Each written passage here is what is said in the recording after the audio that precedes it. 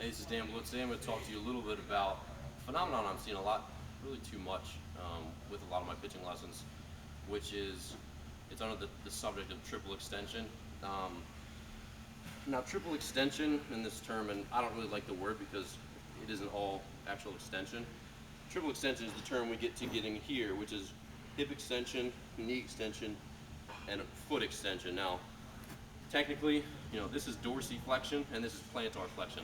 So this isn't it's not true extension by the technical description, but yeah, your ankle is extended. So basically, what we're talking about here with triple extension is this nice angle that you produce when you release the ball. So, ideally you're somewhere around 45, fingertip all the way down to your ankle, being nice and straight and strong, hopefully releasing the ball 1 to 2 feet out in front of your front foot. Now, I'm seeing way too many kids and older, high school, college athletes who are getting here, lifting off the ground, releasing with a foot, this hip flexor coming through close to a 90-degree angle, sometimes more, and ball still in the hand here.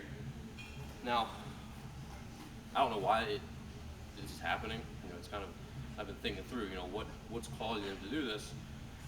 But the problem with doing that is that it's really just a big misdirection of energy. Now, when I land, this is hopefully, our landing position where we're perpendicular to the plate, we're strong, we can drive our chest forward as our arm tucks in, and the first movement is rotating with our hip, our lead hip, our core, mainly our obliques and our abs. And then when we do all those things, when we're pulling here, this back foot is going to pivot, okay? So we're transferring, as we stride out, we're linear. We're transferring energy in a line towards the plate. After that, after you get out and start striding, once you touch down, it's going to become a rotational movement. And the next thing, like I said, you're pulling here, and you're rotating around. So if this foot is pivoting, and this hip is pulling me in a circle, which is bringing my arm back to front and my chest from perpendicular to square, this leg has no reason to come linear. If my whole body is swinging out in a big circle, why would my hip go against that mold and come forward? That's the big question. And I don't have an answer for you. I think maybe it's weakness in the glutes, in both legs, and just an overactive hip flexor, and just a faulty movement pattern in general. But basically, if we're here and our hip is rotating as hard as it wants to, this leg should naturally come out. And you see all major leaguers do this. And so they're releasing the ball here, and as their hip is still driving them forward, their foot is going to come naturally outward.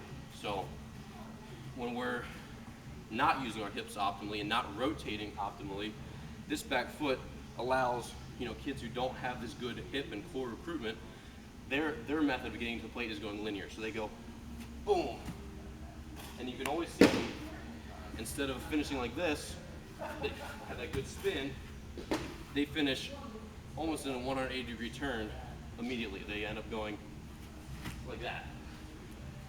And this is just not what we want to be doing. It's just wasting all the energy that's in your hips and your core. So the drill, kind of that I've been going through for this is just getting them to squish the bug, getting them to pivot. And now that's all well and good, that works. But it doesn't fix the problem when we start throwing. And I say, all right, if we don't want this hip flexor to take over and drive us through, how do we turn that off? Well, reciprocal inhibition. This is where the strength training aspect and the anatomy background kind of comes into play. If we don't want this hip to flex, then we're going to have to extend it, and we want it extended. So if we think of when we start to rotate through, if we really violently rotate and pop the hip up, it's going to activate the glutes, the hamstrings, and shoot our hip into extension, which is going to naturally immobilize our hip flexor. You cannot extend and flex at the same time. So if we're here and we're popping our foot up as if you're kicking sand backwards, boom, this glute's got to extend, it's got to extend that hip, and then you're going to be, hopefully, if you're pulling hard enough here and here, it's going to bring you around, allowing your arm to drive through the way we want it to. So, still looking into this. I don't think I have anything nailed down as far as the hows and the whys of kids who really want to do this. because it's pronounced. I mean, some kids, the ball's in their hand and they're right there, rather than being way out here we want them. So, still doing research, but this is the method that I've been using, and it's starting to fix, a lot of kids. I think they're picking up pretty well. But I think strength training's gonna help too. Getting stronger glutes, getting stronger hamstrings, getting a stronger core, allowing those muscles to,